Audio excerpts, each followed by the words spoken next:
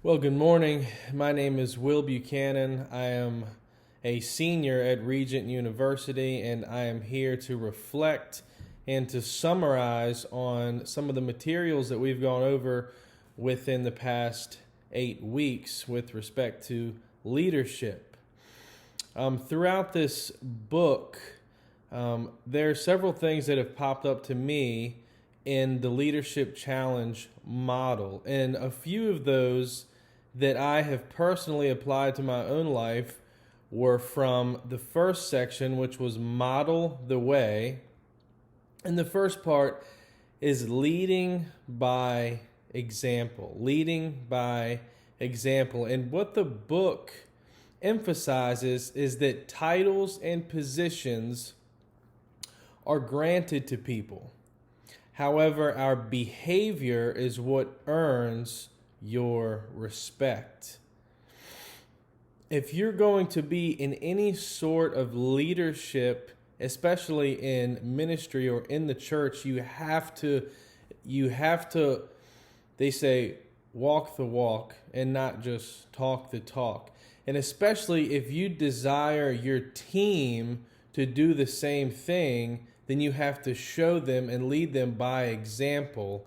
It's so important to like I said, walk the walk as opposed to just talking the talk.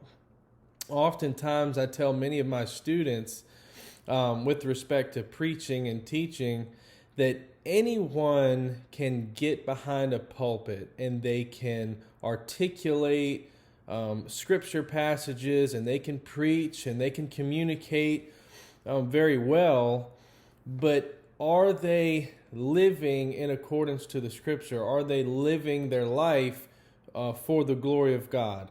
Are they doing all these things? Are they leading by example? And that is so important when we come to the table of leadership.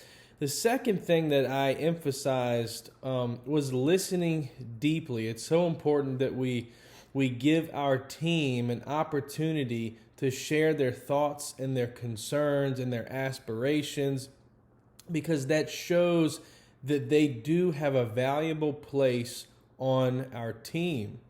You need to listen deeply to their cares and concerns instead of being a boss who points a finger and demands orders without their consideration, without their thoughts.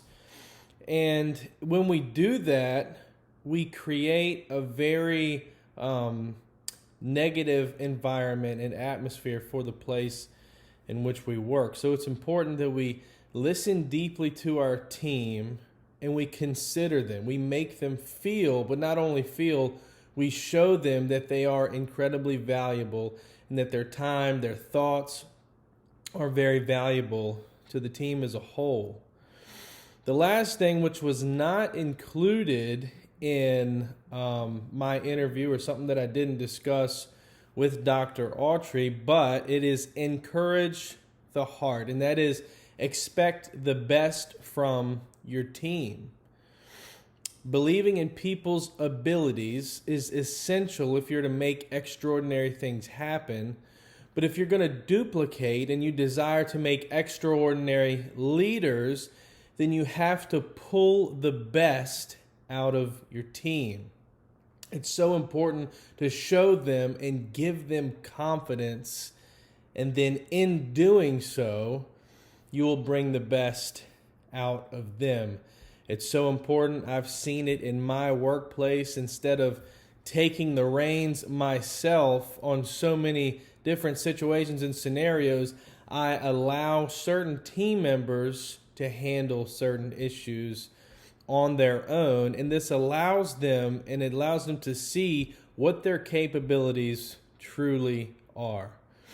But I'll end it with this. One of the most important dynamics to successful leadership is being open, honest, and transparent. It's so important that we don't ever feel like we're in a position where we don't have to be open, vulnerable, in those sorts of areas. We need to be honest.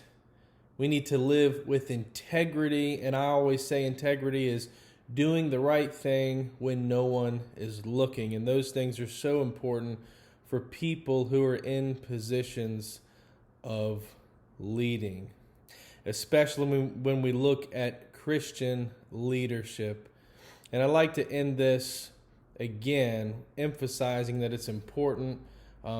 Biblical and Christian integrity has such a significant place in leadership. So this course was certainly a blessing, and it enlightened and opened my eyes on so many levels on how I can apply these different practices into my own life as I pursue ministry and leadership in the church. Thank you.